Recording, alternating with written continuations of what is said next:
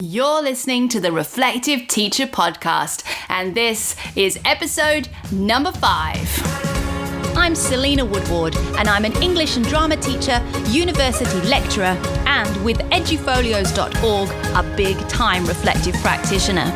So how can reflective practice help you grow your teaching skills, fall in love with your profession all over again, and help you nail accreditation and teacher registration with less stress and less work? Well, this is the Reflective Teacher Podcast. Hi and welcome again to the Reflective Teacher Podcast. This week, we're looking at how we are going to create a foolproof plan for consistent reflections that will leave you feeling confident, excited, and inspired by your own teaching practice. I've heard from a number of you 2 problems. Number 1 is time. When do you find time to reflect, and how do I find time? Number 2 is I have no idea where to start or what to talk about. And this podcast is going to help you overcome both of those problems. If you head to edufolios.org/005 right now, you're going to be able to download a little scaffold I've created for you. It's going to be an Excel spreadsheet this week. That spreadsheet is going to be your planner for reflection. It contains term weeks, a box for a topic, a box for a list of artifacts you might need for that topic, a box for an overarching theme if you've identified one, and most importantly, a box for you to paste the link of your reflection to show you've completed that task. The scaffold is going to help you to make time to do this really important thing. So, while you're listening to this podcast, I want you to know that the actions within it should take you no more than an hour. So if right now you're driving to work, hanging out at home with the kids, or even on a treadmill, listen away, but know that at some point you need to follow this step by step and give yourself an hour to do so. If 1 hour seems really hard right now, then split it up. It's cool. Take 2 half hours, one 45-minute and one 10-minute. You'll be able to make this happen. But what's really important is that you choose to make the time right now to complete this task, and you choose to do so within the next 5 days. No excuses. If you don't do this within the next 5 days, if we're honest, it is not going to happen. So the very first thing you need to do right now, if you can't stop for an hour, is get your teacher diary out, get your calendar out, and identify where you're going to find that 60 minutes and block it out, mark it. Because trust me, taking 1 hour to do this process is going to save you a whole heap of time and a whole heap of stress, because you will not be scrambling for content anymore. You won't be sat in front of your portfolio spending time wondering what to do. You will have a plan. You will know exactly what you're going to do, exactly what you need, and you're going to be able to get on with it straight away. You'll have it all under control. Less stress because you're more efficient and you have a plan. Okay. If now is the time, let's go for it. Let's use this hour wisely. That's the great thing about podcasts, isn't it? You can pause me and carry on later. All right, so we're in that slot right now. We're working through those 60 minutes. And the first thing we're going to do is head to edufolios.org/005 and grab that Excel spreadsheet I mentioned, because you're going to need it. Now, yes, that spreadsheet shows you a sheet for each term, and each term contains weeks for each of the weeks in the term. Woohoo! Okay, and your job, first of all, is to identify 4 or 5 of those weeks in a term that you are going to target as your reflection stations. 4 or 5 may be too many, and that's okay. Depends how long the term is. But let's mark out which weeks you're going to reflect on. And let's mark that in the calendar. So you know that week you make sure that you dedicate a knit or an after-school activity to reflection and taking time out to find your evidence and to connect with what you do so you can build confidence and be inspired and learn from yourself and others. All right, so that's the first job. Download the spreadsheet and pick 3 or 5 different boxes which are going to represent the time that you are going to take to do the actual reflection. Okay, that probably took you 5 minutes. Cool. That's right, we've got 55 minutes left. So the calendar is the scaffold to tell you when. What about the what am I going to write about? So here come my 5 top ways to help you choose a topic to reflect on. It's going to help you grow your practice, grow your confidence, and inspire you to get to the next level of impact, whether that be for your students, your colleagues, your site, yourself, and the next level of your career stage. Okay, the first one is for 10 minutes. Now, it's really important that you set yourself a timer. So wherever you are, find a timer. It could be your phone. It could be your interactive whiteboard timer you use with the kids. Set yourself a silly noise. I love that. All right, get a 10-minute timer. And when you're ready, you're going to press go and you're going to brainstorm. You are going to get your whiteboard marker and scribble all over your whiteboard, or a big sheet of butcher's paper and start writing, or a OneNote page and your ink. Whatever you're going to use, we're not going to worry about it being pretty, spelt right, handwriting look good. We're going to remove that cognitive load. The idea is to brain dump everything down. What are we dumping? Everything that you think has gone well or made you feel a little bit ugh. Everything. Think about your students as you do this. Think about your assignments if you're at uni as you do this. What lit your students up? What helped them to move forward? What didn't get them where they needed to go? Have you thought about why? Brainstorm everything. If this is your assignment, what did you enjoy about that assignment? What do you wish you'd known more of before? What would you do with this information now you've got it? Anything that pops into your head that's made your brain connect with a feeling of lighting up or making you feel a bit bleh, for want of a better word.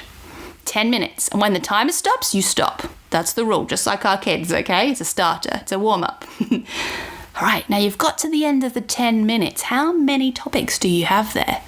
Have you got enough to fill your content calendar? If not, don't worry. Let's look at number 2. Number 2 is about looking at your data about yourself. Now, if you're an Edufolio subscriber, this is going to be really easy because you're going to head to your heat map and you're going to have a look at what your heat map says about you. Personally, when I look at mine, there are glaring gaps. There are big red things where I've not talked about specific focus areas at all. Obviously, there are other focus areas where I talk a bit too much. I think one I've got 16 pieces of evidence for. It'll be an IT one. But there are ones that I've ignored because I don't feel comfortable. That's why I've challenged myself last week to do things that I feel uncomfortable with and to, give it a go. So, what is the gap? If you've been on prac, you can look at previous prac reports and see what your mentors have said. If you've had observations recently in your site, look at those. Find the data about you that talks about your progress. Is there a growth spot that's been identified there? Again, only 10 minutes to do this. Can you find anything that you need to focus on? Even if it's just a vague idea like ATSI or assessment. If there's nothing much going on for Standard 5, then we need to make some evidence posts for Standard 5. So let's think of something we're doing right now that's an assessment that we can talk about. And let's put it in our planner. Okay, how many have you got now? 3, 4, 1, 0? Hopefully not 0. Okay, if we need more, let's go to number 3. So number 3 is finding inspiration elsewhere. If you haven't got enough right now, we need to go look for some help. So we're going to see what other people are putting in their portfolios and see if their examples inspire anything in us and relates to our practice or our university assignments. So one of the places you can do that is by heading to edufolios.org/examples. Now that will take you to a page that contains example edufolios, and all these people have given me permission to share their work with you. And there is some great work there. Graduate uni students, go look at Julia's portfolio. Her evidence of impact section is a brilliant example of a graduate teacher performance assessment, and she also regularly reflected while she was on prac. There's some great inspiration there. For those of us at the Prof HA border, go look at Kat's portfolio. She's currently working towards highly accomplished. She's already got proficient. There's plenty to inspire you in there. And if you're worried that by looking at somebody else's practice, you are going to be cheating somehow, I want you to remember that I am not telling you to copy and paste what they're doing in their context, in their classroom, into yours. That's not going to be okay. It's not going to work. And you're not going to be able to explain yourself if you did that. It is not that we're stealing anything. We are inspiring ourselves with other people's practice. Sometimes we'll look at something and we'll think, I'm going to try that. Great, go write about it. Write me a post about why you're going to try it, then go try it and write me another post about how that went. Okay, look for inspiration. That could have given you 2 posts. How are you doing now? Still got a gap? If you haven't, you can stop right now. You're done. You can carry on getting on with that content. You've got everything you need. But if not, let's look at teacher life. Number 4, what is going on right now in your calendar?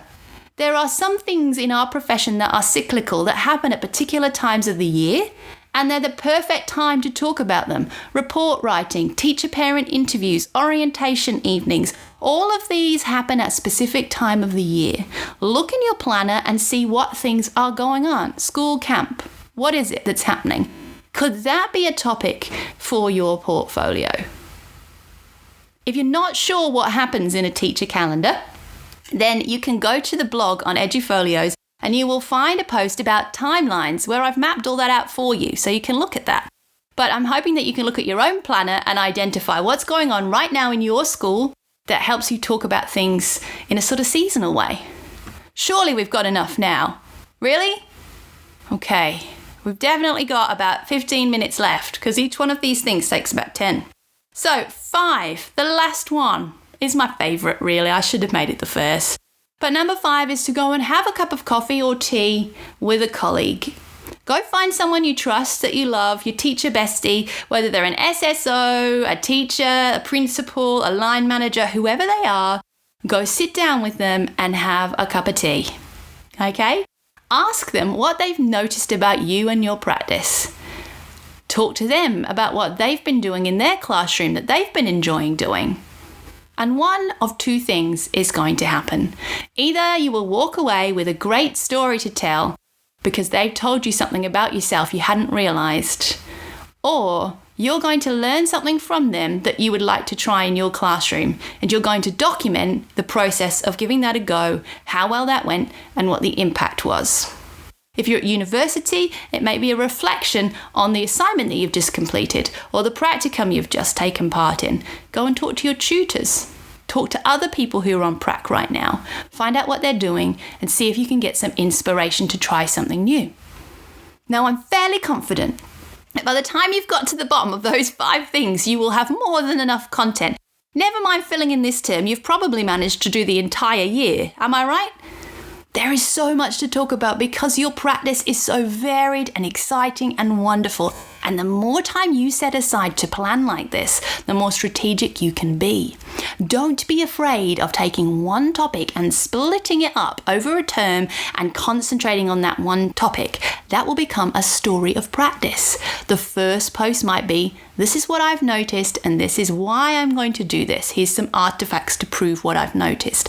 The second post might be, here's what I've planned, here's what I'm hoping to achieve. The third might be, here's what happened when I taught it. This is what happened, here's the impact, here's the evidence. This is what I'm going to do next, and so on. These create stories of growth and impact. Okay, are you feeling better? Are you feeling organised and planned? I hope so. Make sure you come to edufolios.org/005 to let us know how you go. What you feel after doing that, whether you feel super organized. I want to hear it all. And when you start making these posts, share them with us because we always love to get more examples, right? That's number 3, finding inspiration elsewhere. Next week, we're going to talk about some of the barriers that prevent us from moving forward with our portfolios. This was one of them, finding time and knowing what to write about. But I'm going to talk about 5 other things that might stop an educator moving forward to the next career stage. And we're going to see if we can't twist those and make them possibilities instead of barriers. As always, I look forward to seeing you next Wednesday for the next episode of the Reflective Teacher Podcast. Take care.